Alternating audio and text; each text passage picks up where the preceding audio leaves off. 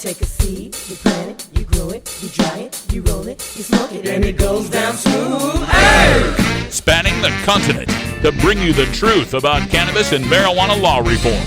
I smoke pot and I like it a lot.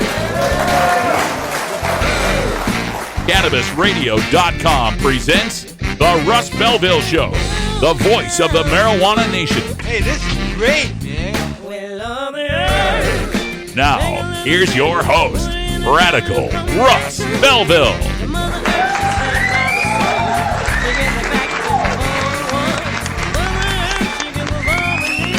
2016, and it's got to be 420 somewhere in the world.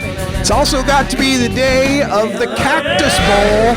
That's right, it's the Cactus Bowl, ladies and gentlemen. I'm really excited about my Boise State Broncos. Yes, sir, taking on the Baylor Bears of the Big 12. Go Big Blue.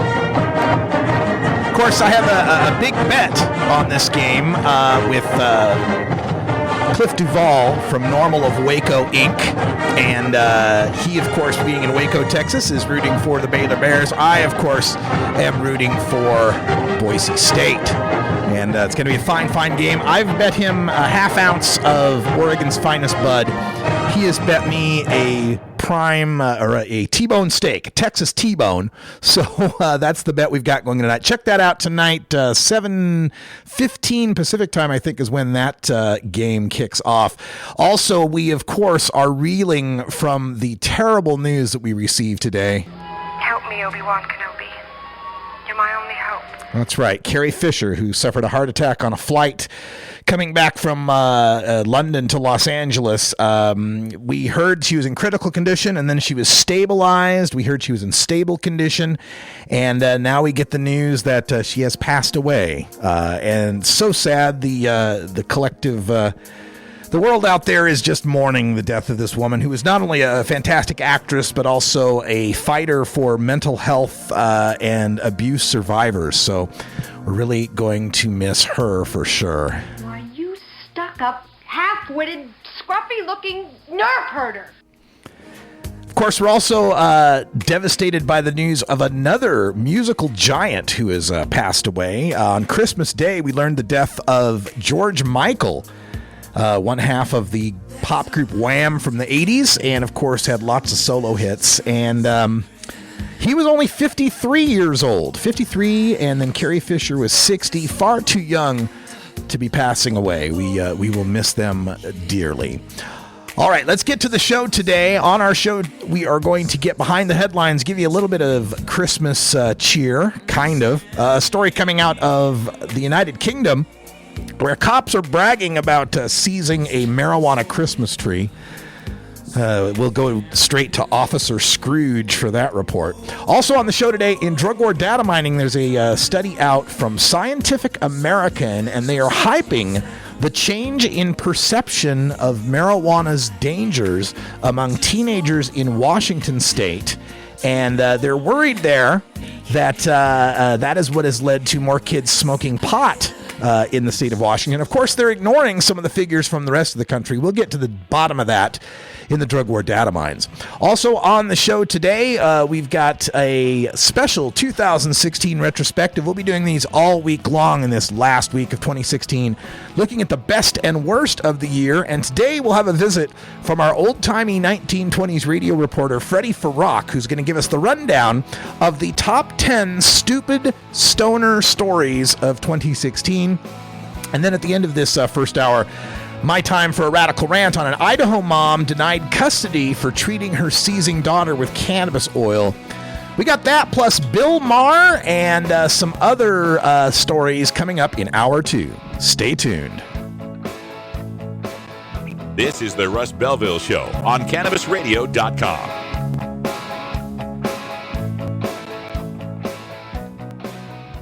Earn your PhD in THC monetization with CannabisRadio.com. Don't be late. Do you want to get in on the booming cannabis industry? With New Frontier Data, we give industry insiders the power of big data analytics to help navigate this rapidly growing and changing landscape. New Frontier's tools help you make critical decisions based on the facts. Our industry analyst reports reveal the best opportunities.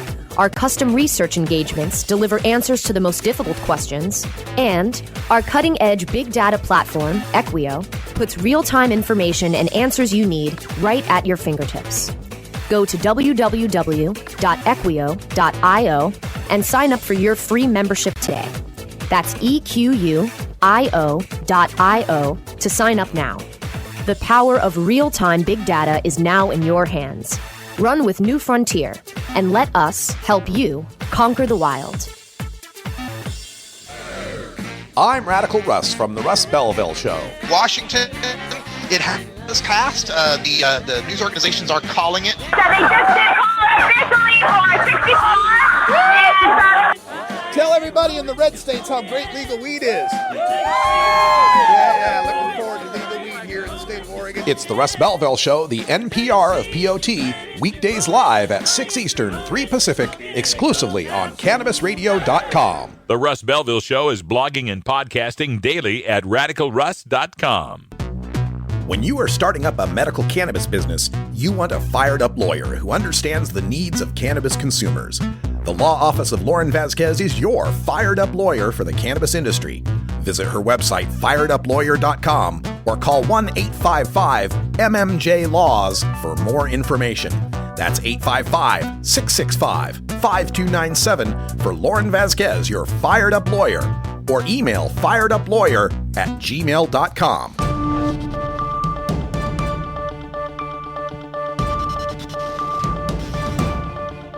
It's time for the Cannabis Radio News, covering the latest headlines in consumer cannabis, medical marijuana, and industrial hemp.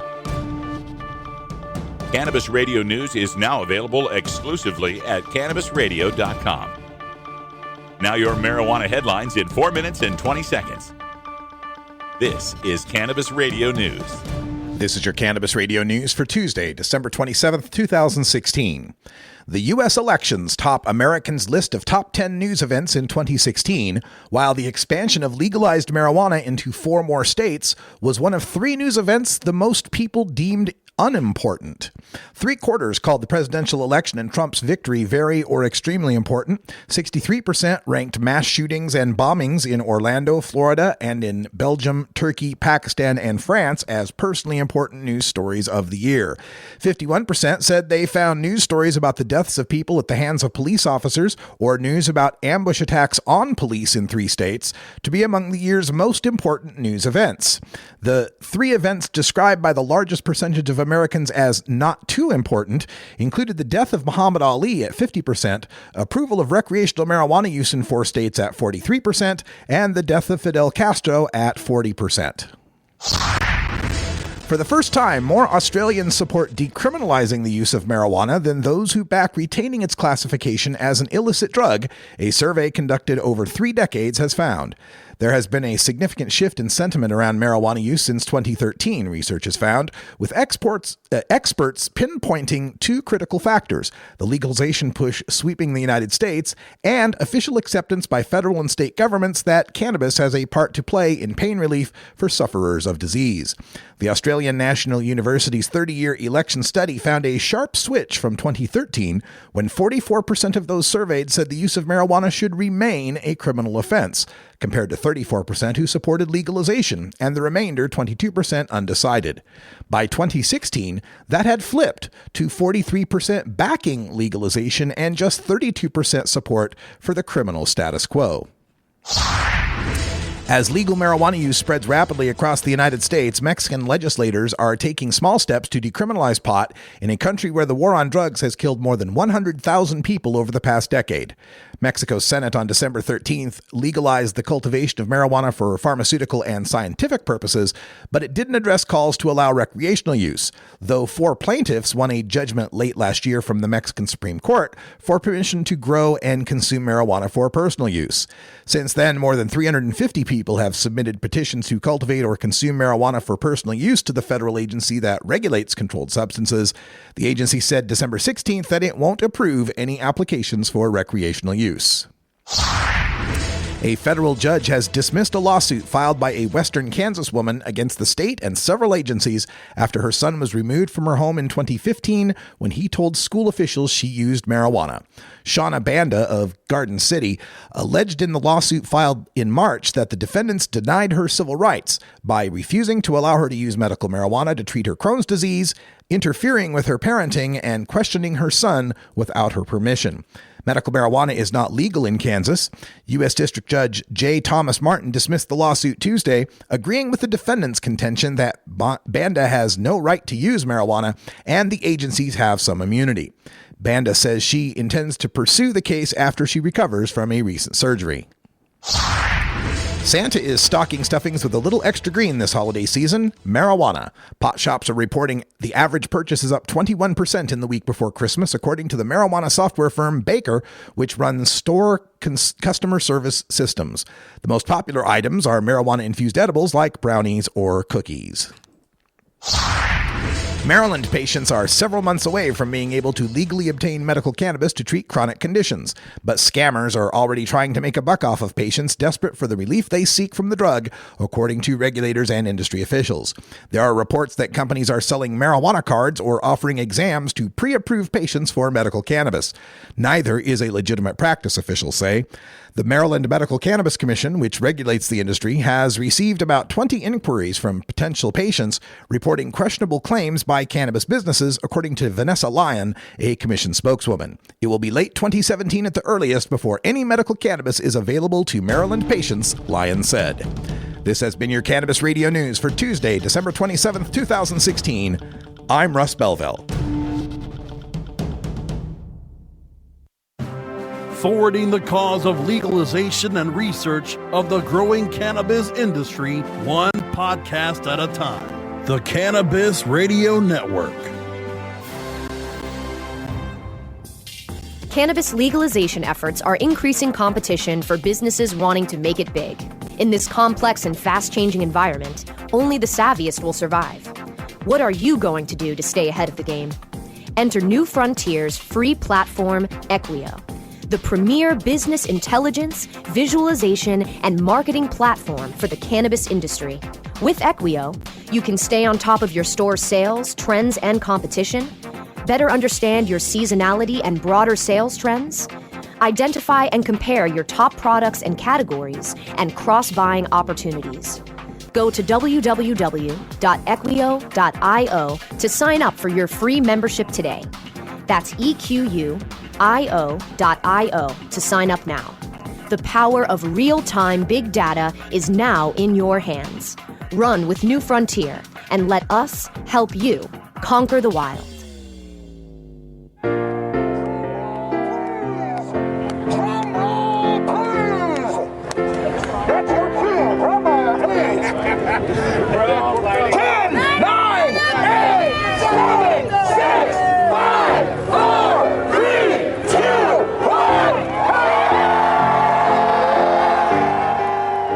At midnight, July 1st, 2015, adult marijuana prohibition came to an end in Oregon.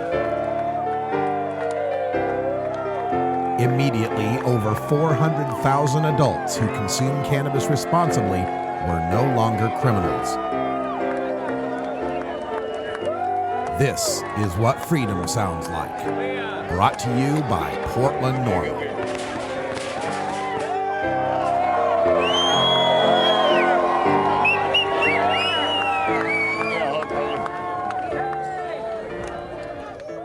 You're listening to Radical Russ on the Russ Belville Show. The Russ Belville Show is proudly sponsored by the Marijuana Business Association. The MJBA, called by NBC News the Cannabis Chamber of Commerce, is the fastest growing business association in the fastest growing industry in America. I've been working with the MJBA for years, and I personally invite you to join the MJBA. MJBA also publishes the popular MJ Headline News on Facebook and the MJNewsNetwork.com and Marijuana Channel 1 on YouTube. Visit mjba.net for more details. The world of cannabis is evolving at a frenetic pace. The Russ Belville Show gets behind the headlines to take a deeper look at breaking news in our Cannabis Focus. Well, today in the Cannabis Focus, we are taking a look at a story from across the pond where cops in the small town of Gloucestershire, which is in the United Kingdom, in Britain, the constabulary there is bragging about a recent marijuana bust. They found a small home garden where a couple had decorated a couple of their large cannabis plants, actually decorated one of their large cannabis plants with traditional Christmas tree decorations. And the cops snapped a picture of it while they were holding up a couple of stalks there and bragged about this on Facebook and pointed out how cannabis was illegal. And the tweet that they put out, not your traditional Christmas tree, 2 arrested in Cheltenham on suspicion of cannabis cultivation. Now, this raid of theirs was part of something they call Operation Emperor.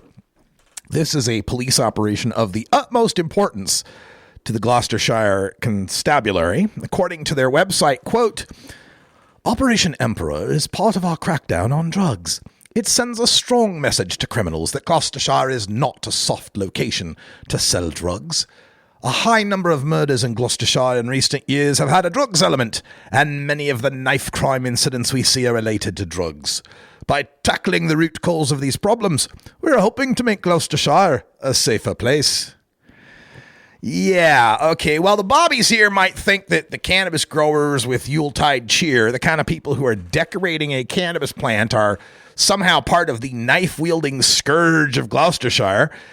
It seems like many of the followers of their Twitter account, which you can log on to if you'd like, it's at GLOS_police, at GLOS_police, think their priorities are a bit daft. And here are some of the tweets they got back from people all around the world, mostly in Britain, responding to this story. Dean Daglish says, "Oh no! This may have led to young lads mugging old ladies to feed their cannabis habit. Or not. Hashtag catch some real criminals." Sherry at Got Secrets says, "At Gloss Police, you suck. How about chasing down some terrorists or solving a crime instead of stealing someone's Christmas tree? Hashtag Grinch, hashtag cannabis." Krista McPhail, at Krista McPhail 77, at Gloss Police had nothing better to do? Hashtag Grinch stole Weedmas. That's cute, like that one. Eric N. Johnson, at Gloss Police, wow, Grinch much? How the pigs stole Christmas. And finally, Hansby at Hansby J says, at Gloss Police, what do you want? A pat on the shoulder? From me, you may get a kick on your ass. Hope your Christmas tree burns down a fine Christmas. And as if hauling away a couple for their cannabis Christmas tree wasn't Grinchy enough for you, how about the Christmas weekend tweet by the Cheshire Police that was then picked up by the Gloucestershire Constabulary? They retweeted it the very next day without any sense of irony. It was a graphic that reads, "Public service announcement. Parents, please stop telling your children that we will haul them off to jail if they are bad. We want them to run to us if they are scared, not be scared of us. Thank you." Well, according to the European Monitoring Center for Drugs and Drug Addiction, over 1 in 9 subjects of the United Kingdom ages 15 to 24 are smoking cannabis this month. The penalties in the United Kingdom for possession of marijuana, a Class B drug, range from an on-the-spot fine of £90 to an unlimited fine and 5 years in prison. Growing cannabis can get you up to 14 years in prison. Gee, I wonder why the British cops feel the need to tell young people not to fear them. It led me to write this little poem. 'Twas 3 days before Christmas when all through the house Gloucestershire cops raided, making us grouse. The tinsel was hung on the cannabis with care, torn down by the cops who'd busted us there. They hauled us away, charged with Class B drugs crimes, for which we could get 14 years and big fines. This holiday season enjoy eggnog and figs, and Merry Christmas to all, except the Gloucestershire pigs.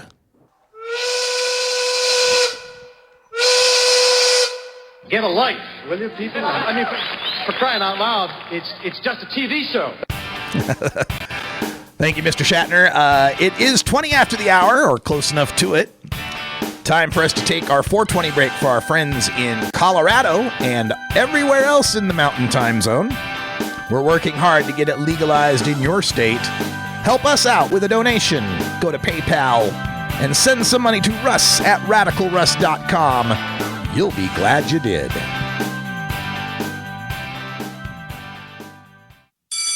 Next to THC and CBD, you can now add CBR to your cannabis vernacular. CBR as in CannabisRadio.com.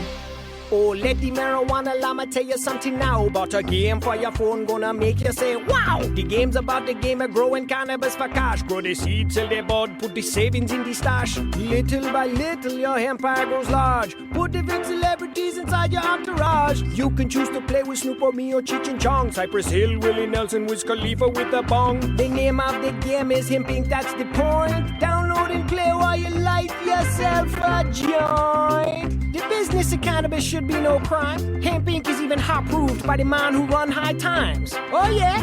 Get it on Android and iOS today. Marijuana Llama out. Got to tend to me own crops, you know. Money don't make itself. Hemp Inc. I'm Radical Russ from the Russ Belville Show. Tennessee's Congressman Steve Cohen. Well, you know, if marijuana is a gateway drug, then kissing is a gateway activity to sexual addiction. U.S. Representative Jared Polis. Yes, we really have a growing group of representatives that support decriminalization. It's the Russ Belville Show, the NPR of POT, weekdays live at 6 Eastern, 3 Pacific, exclusively on CannabisRadio.com. You're listening to the Russ Belville Show on CannabisRadio.com, where we don't change our mind on decriminalization during an election year. Hey everybody, it's Radical Russ here from 420 Radio, inviting you to be like me and get your ink done at Lucky Horseshoe Tattoo, Fort Worth's most female-friendly, clean, sterile, awesome tattoo shop. Thomas and his crew are true artists who can design you a custom piece or use a design you bring in. Lucky Horseshoe Tattoo also offers all styles of tattooing as well as piercings and all-around fun. In the DFW area, stop by Lucky Horseshoe Tattoo and tell them Radical Russ sent you. Trust me, it'll feel awesome. Promoting the end of adult cannabis prohibition is easy because we have facts, science, reason, compassion, evidence, truth, and logic on our side. It's even easier when researchers catalog it all for us.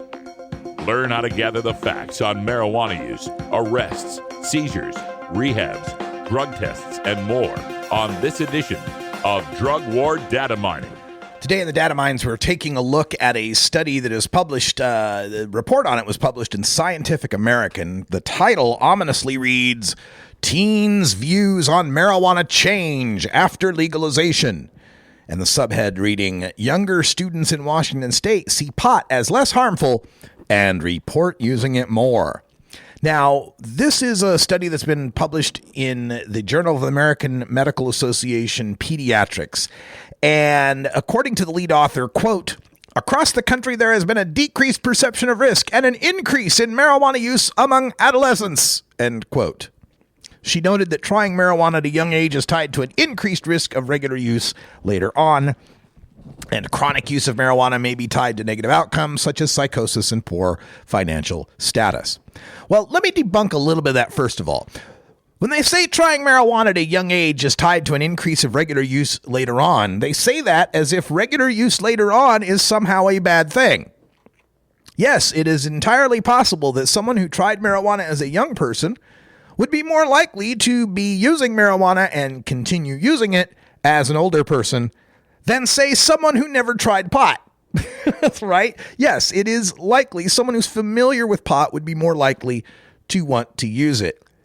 But what is the harm from the regular use of marijuana by adults? Well, the claim here is that it's tied to negative outcomes, such as poor financial status. Well, yeah, it's tied to poor financial status when you can't get a student loan or any sort of financial aid due to your marijuana bust, or when you are drug tested for all the best jobs and promotions and can't get those because of your marijuana use. And this idea that it leads to psychosis has been debunked soundly numerous times. Most recent data coming out showing that the link may be working from schizophrenia to marijuana, not from marijuana to schizophrenia. That is, schizophrenics are more likely to seek out marijuana. And we don't see much change in the rates of people being admitted for psychosis, for psychotic breaks, for schizophrenia in our mental hospitals over the past century, whether there's lots of people smoking marijuana or not. So the idea that there's some harm from this is pretty specious at best. But according to the data, they say that the researchers used data from the National Survey on Drug Use and Health for 8th, 10th, and 12th graders conducted between 2010 and 2015. And what they found is that 8th graders' perceptions of marijuana's harmfulness fell by about 14% from before legalization to after legalization. And that 10th graders fell about 16%. They also say the proportion of kids reporting marijuana use in the previous month rose 2% amongst 8th graders and 4% amongst 10th graders, claiming that these changes were significant when compared to states that had not legalized marijuana, where teen perception of harm fell 5 to 7%, and their use of the drug only increased by 1%. Well, there's a lot of problems with this data, and the first problem that they find is that there's no change in perceived harmfulness among 12th graders. According to the researchers, they say this is because 12th graders already have a fully formed opinion of marijuana. Okay, but back in 2010, they would have been those 8th graders, wouldn't they? And they're the ones that had the higher perception of harm, right? So that's a little confusing. They also didn't see any significant before and after legalization differences among students in Colorado.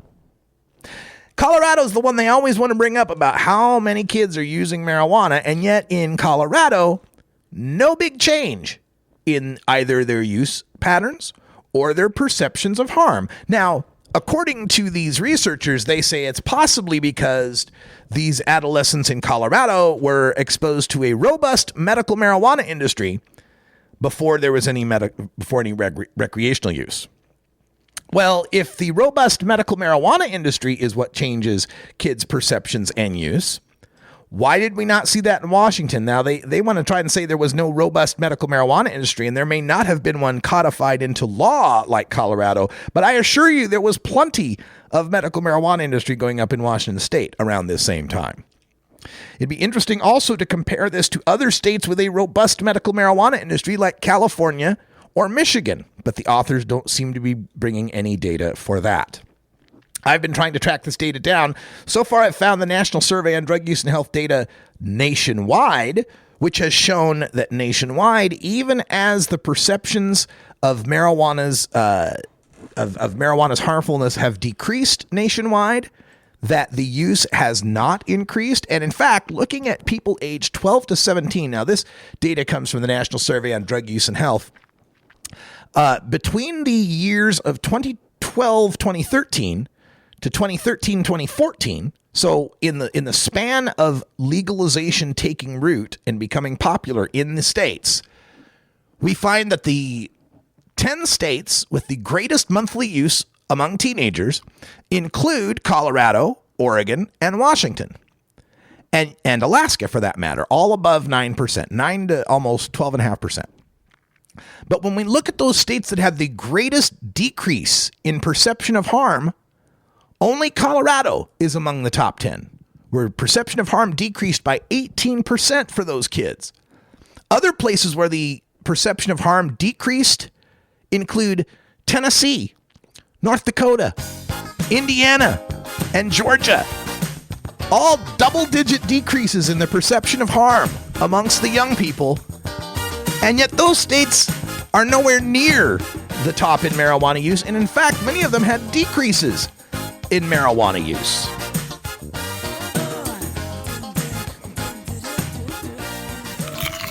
Keep your cannabis cravings under control. Feed your mind with CannabisRadio.com.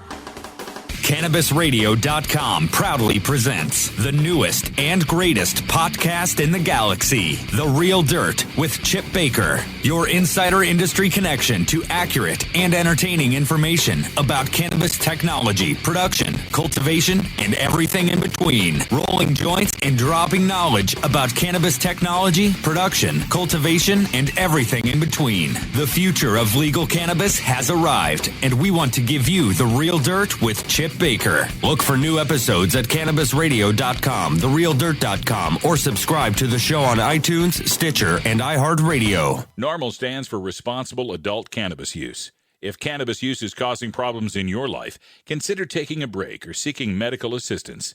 Consider ceasing cannabis use if you have a family history of mental illness. Don't drive or operate heavy machinery while impaired by cannabis use.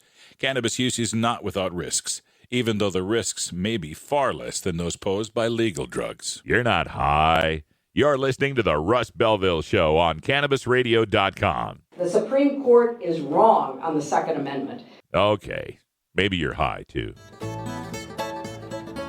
New beginner guitars and banjos are often constructed much better than ones built before your time. Why struggle?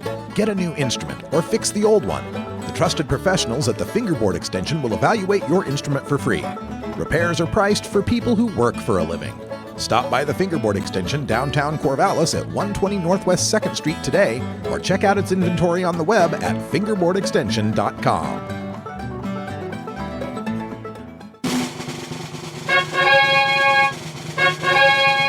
Stupid Prohibition Stories. As a public service, the Russ Belville Show reminds you that smoking marijuana does not make one stupid. However, some stupid people do smoke marijuana, and prohibition is always waiting for another victim. Learn your lesson from today's Stupid Prohibition Story. Hello, ladies and gentlemen, and all the ships at sea. I'm old-timey 1920s radio reporter Freddie Farrak. This is the top 10 Stupid Prohibition Stories of 2016. Number 10. Omaha man curses cat over pot brownies. The Omaha World Herald reports that a man had let his adult children use his car. When he later used the car to get groceries, he found brownies in the back of the car. As he unloaded the groceries, he ate 4 of the brownies, unaware they were laced with marijuana.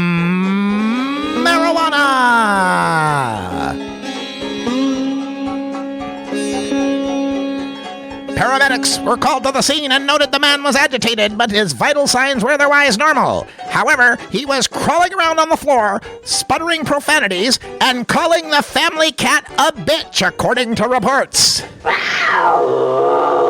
He told the paramedics he felt like, quote, he's tripping, end quote, but declined to go to the hospital, retiring to his bed instead. Number 9. Man tries blaming Wendy's fast food drive-thru for his weed. In April, a young man was pulled over by police in Milton, West Virginia after leaving a Wendy's hamburger fast food drive-thru. An officer claimed he could smell marijuana and brought in a drug-sniffing dog for a subsequent search. The dog discovered a small bag of marijuana stashed inside a hot and juicy Baconator cheeseburger. Oh, I could have smoked that pot. According to the police Facebook post that went viral, the man said, quote, it was in the cheeseburger when I got it. They must have put it on there at the store, end quote. The police, tongue planted firmly in cheek, explained to the public that, quote, when we checked Wendy's.com, we did in fact find out that marijuana is not an ingredient on the Baconator, end quote. What's that? Wendy's doesn't make a medicated Baconator? It'd be a lot cooler if you did. Number 8. Vacant house hookup leads to pipe in plain view. A young female real estate agent in Texas decided one dark early morning to do the wild thing with her boyfriend in a vacant home she had just sold. Neighbors in the Houston suburb thought it odd that a couple with flashlights were entering an empty home at 5 in the morning, and they called police.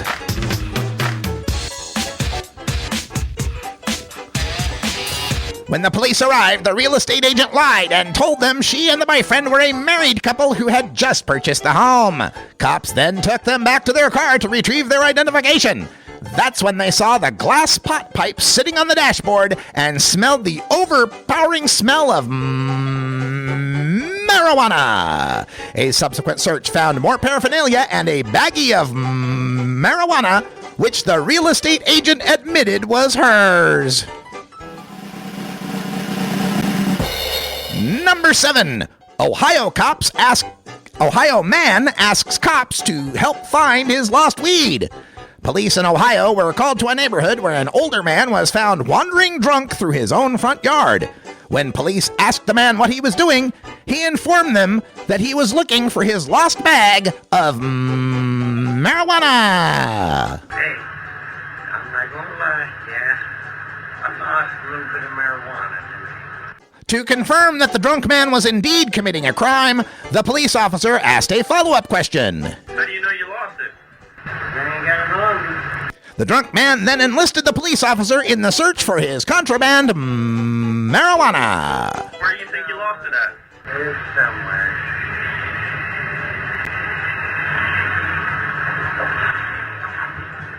Here it is, I found it for you. The man was given a ticket for marijuana possession. Number 6. Woman smokes pot in car in cop's parking spot. One day in Chicago, a 21-year-old woman decided to help out her friend who had been busted for a DUI. She drove to the police station to pick up her friend and then take her to get her car out of impound. But while waiting for her friend, she parked her car in a spot marked police unit parking only. Then she rolled down her window and started smoking some marijuana. Is this some kind of bust? Yes, it's very impressive, but we'd just like to ask a few questions. Soon enough, a cop investigating why a civilian car was parked in police parking discovered the woman and the strong odor of marijuana. The police asked if there was marijuana in the vehicle, and the woman helpfully answered that yes, there was, as well as 2 items of paraphernalia. Cops called it probably the easiest cannabis arrest they've ever made. Number 5. Man on probation throws marijuana football into prison. When people try to smuggle contraband into a prison by hiding it inside a non-contraband object, the object is called a football. But for this story, the football was an actual football. In Michigan, a 22-year-old man on probation for a home invasion, who also had a prior charge for cocaine delivery that year, was busted when he tried to throw a football filled with marijuana, heroin, and 3 cell phones over 2 fences at the G. Robert Cotton Correctional Facility. The man won't be getting any tryouts with the Detroit Lions anytime soon, as the throw was well short of clearing the second fence, landing in between the fences where no inmates have access. The man was sentenced to 17 to 60 months for his terrible quarterbacking skills. Number 4. Rapper Baby Bash admits to Texas felonies.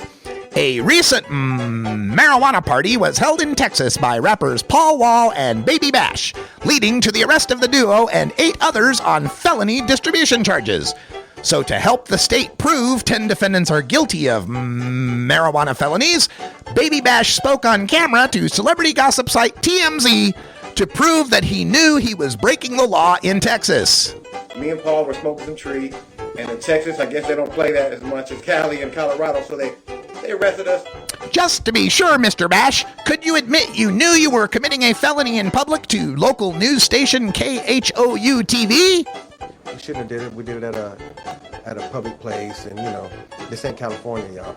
While the state of Texas still has prohibition of marijuana, it has much higher penalties for marijuana extracts, the so-called wax, shatter, oil, or dabs.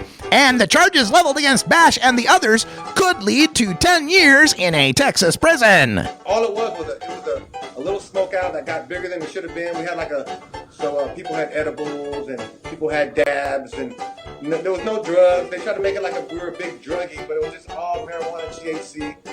I'm sorry, Mr. Ash. I don't think the jury deciding your fate could quite hear you admitting that you and other people charged were using marijuana extracts. Could you please repeat that for the news station? Some people had wax, which is THC concentrate. It's not no drugs. They try to make it sound like we're drug raid. You know what I mean? Number 3, stoned couple busted letting 13-year-old drive them. In Iowa, a middle-aged couple was arrested in a traffic stop when an officer noticed their vehicle driving erratically. That's because the officer discovered the couple was sitting in the back seat of the car while being driven by a 13-year-old child. Hey, man. Am I driving okay? The car reeked of marijuana, and the man helpfully showed police an eighth of marijuana and a pipe he'd stashed behind the seat, admitting that the child should not be driving the car. Number 2, credit card counterfeiters smoke weed in parking lot during RNC. As the Republican National Convention was taking place in July, 4 people traveling together to Cleveland decided to stop their rented SUV in a parking lot to smoke some marijuana in the middle of the afternoon. What are you people? On dope? Police that were making their rounds for the security of the conventioneers spotted them in the parking lot and asked them to step out of the car. As she exited the car, one of the adults dropped a bunch of counterfeit credit cards she'd been holding. A subsequent search uncovered laptops and label makers and other equipment the 4 were using as part of an elaborate credit card fraud. And now, the number 1 stupid prohibition story of 2016. Marijuana smugglers call 911 on themselves. These 2 guys decide they're going to load up on 20 pounds of marijuana from Las Vegas, Nevada to Bozeman, Montana. They were puffing along in the car on their road trip, which took them through eastern Idaho, a notoriously strict prohibition state. When they cross into Idaho, they begin feeling paranoid. Convinced that they were being followed by undercover unmarked police cars, they pull into the small college town of Rexburg and call 911 on themselves. Really? Madison County 911. Hi, we're the 2 dumbasses that got caught trying to bring some stuff through your border, and all your cops are just driving around us like a bunch of jackwagons. I just really would like you guys to end it. If you could help me out with that, we would like to get on with it. You got caught doing what? God. Okay. We kind of got pooched here, trying to bring some stuff across your Idaho border. Okay. And, yeah, a bunch of your cops driving around a bunch of civilian cars, just not want to pick us up. I don't know what's the deal. I was just wondering if you could help us out and just end it. Okay. Yeah. I mean, maybe call one of them. I don't know. It's getting cold out here, man. I just want to get warm and just get on with this whole thing, so. Okay. Where are you at right now? University Boulevard, right next to the gas station and Applebee's. All your buddies are around us, so if you can help us out, it'd be great. Okay. All right. And is it just you, or is there anybody else with you? It's me and my buddy that I brought with me, and then we have a dog that we're gonna bring back to its owner. But Oh, okay. yeah, she's a really nice dog. She's not mean. She's a pit bull, so. Oh, okay, cool. Okay. She's really close to the car. She can use some food too, so. Okay. Yeah. And what was your name, man? It's Leland. Leland. Okay. All right. Hold on, just 1 second. Okay, stay on the phone with me. All right. Thank you. Hey, nice guy. You want me to jump in the air and click my heels twice, or what? Do you guys have any guns or weapons or anything on you at all? We don't have any of that sort with us. Just a bunch of snacks and stuff. So. All right. No, I just want to make sure that they're just curious. So. Yeah. We tried walking away from the car a couple of times, and that didn't work. We tried waving them down, it didn't work. So I don't know what's going on here. Okay. Yeah. All right. Okay, I do have one of my marked units. He's on his way over there, so he said he's on his way to meet you. So. All right. Thank you. Holland Sward and Leland Ayala Daliente were charged with trafficking marijuana. Police say when they showed up here, both men had their hands behind their head. They told the cops they were surrendering, and the marijuana, which was inside of a dog kennel, was on the sidewalk ready for the police to take away. I'm Freddie Farrak with your top 10 stupid prohibition stories.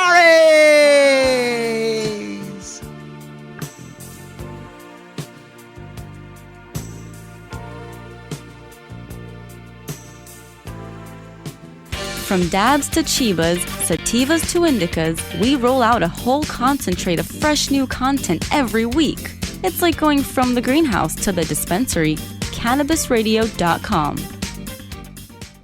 Mindful of sustainable practices and limiting their environmental footprint, Sansal hemp is always grown outdoors, as nature intended.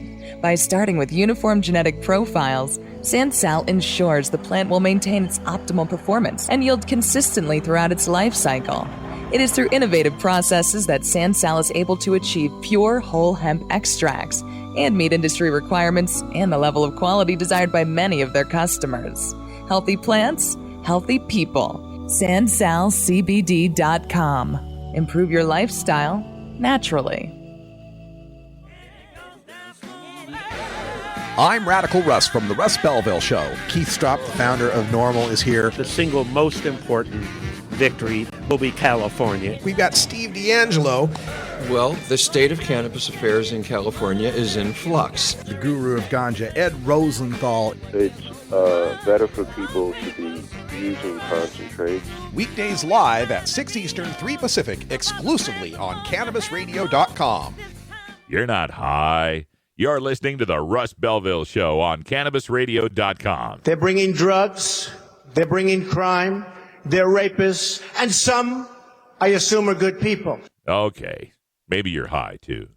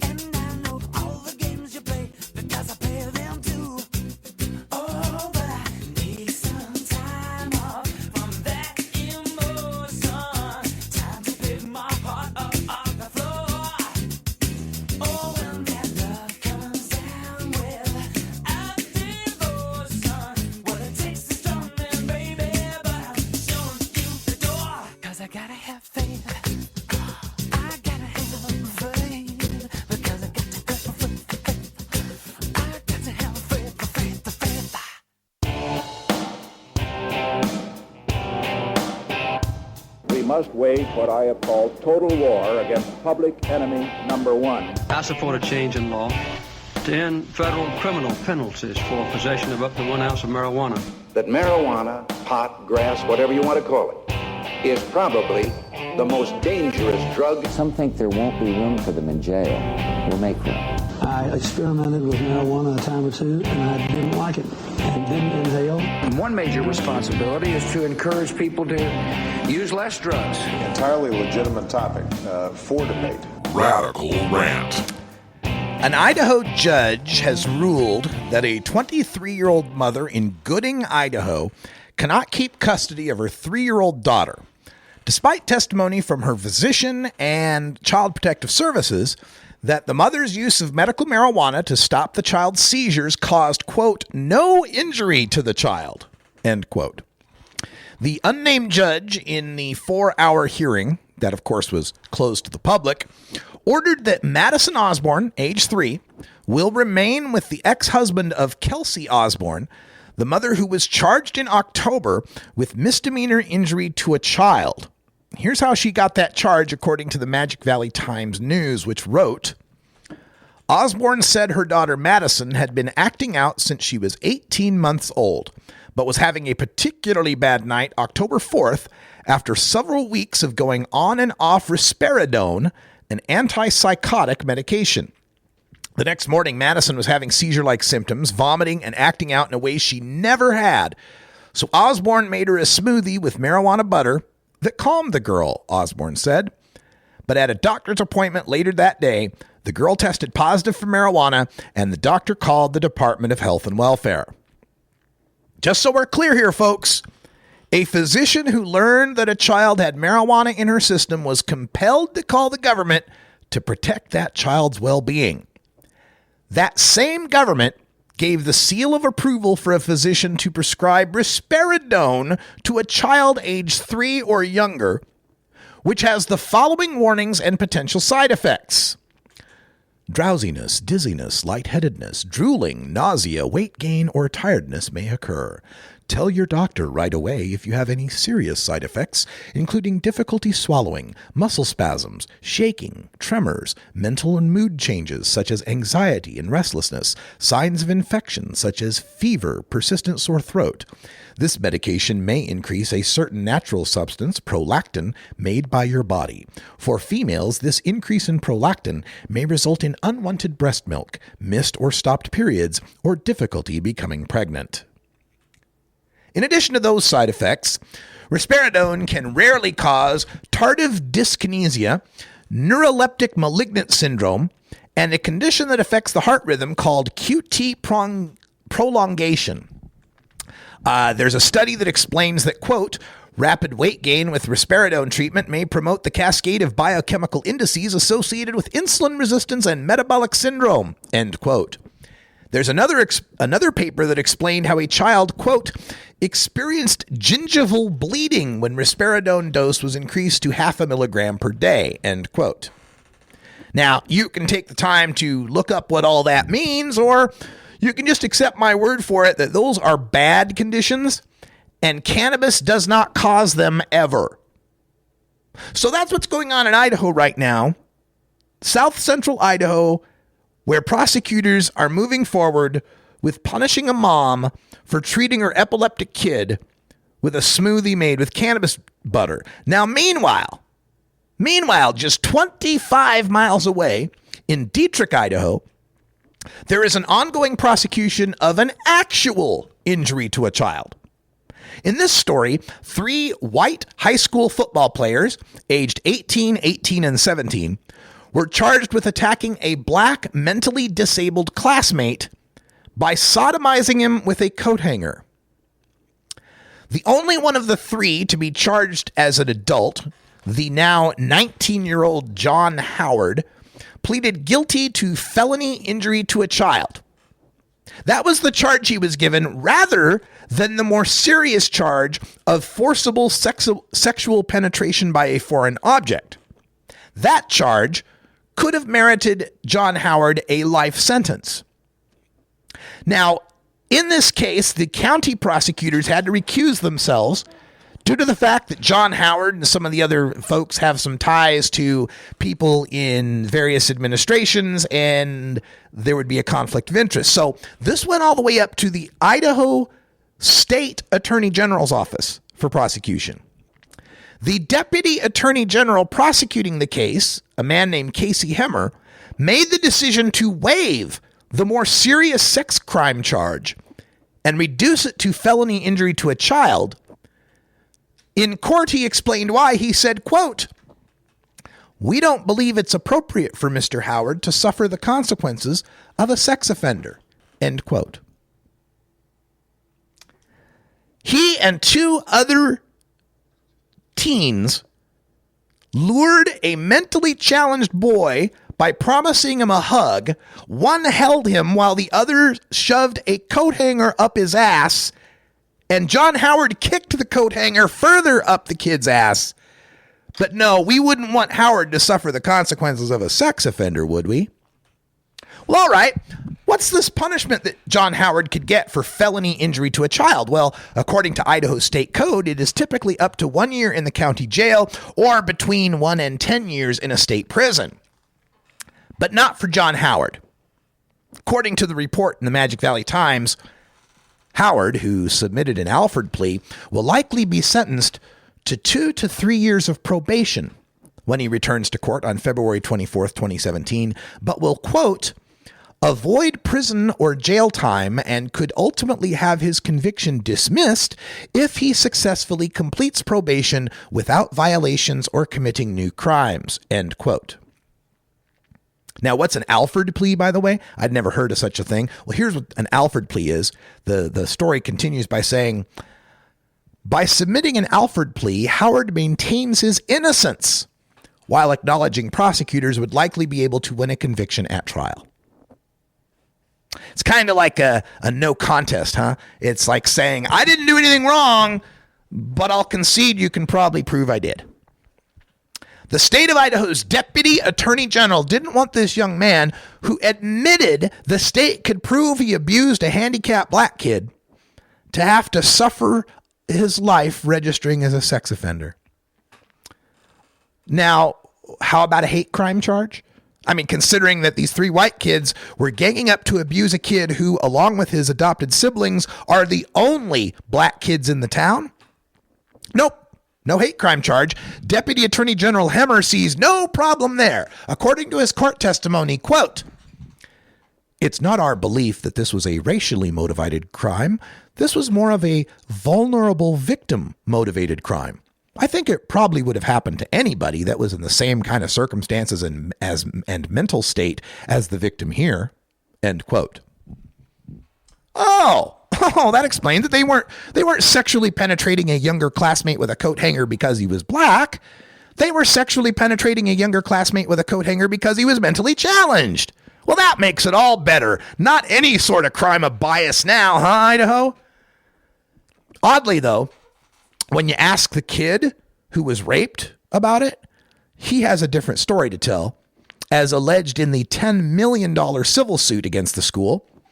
The paper reports, quote, the lawsuit says the victim of the rape endured racial bullying, racial name-calling, racial taunting, racial harassment and humiliation, and at least one physical beating at an event sponsored by the high school and supervised by employees of the district.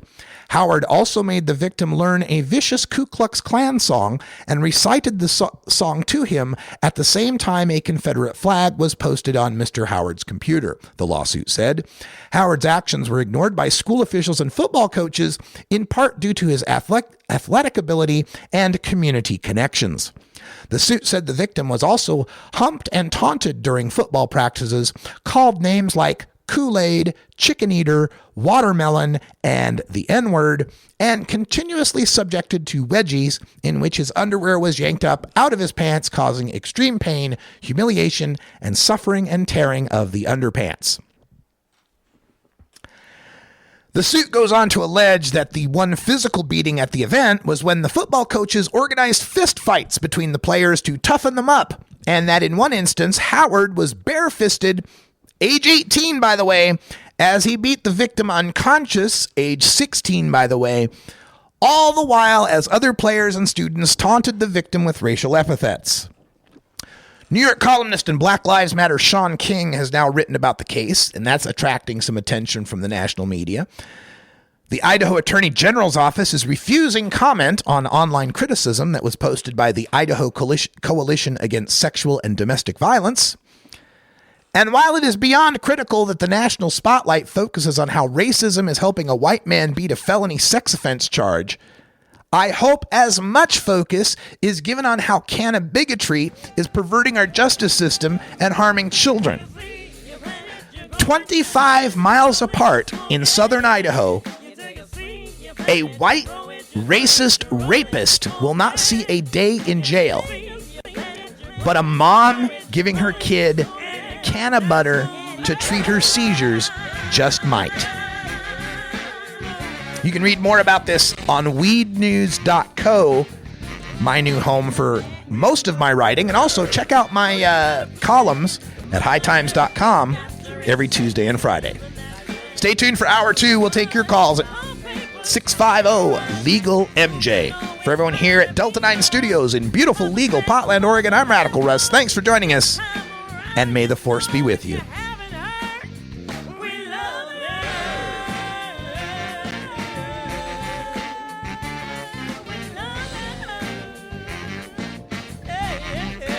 This is the Russ Belville Show. The Russ Belville Show is blogging and podcasting daily at radicalruss.com. You take a seed, you plant it, you grow it, you dry it, you roll it, you smoke it. You take a seed, you plant it, you grow it, you dry it, you roll it, you smoke it. You take a seed, you plant it, you grow it, you dry it, you roll it, you smoke it, and it goes down smooth.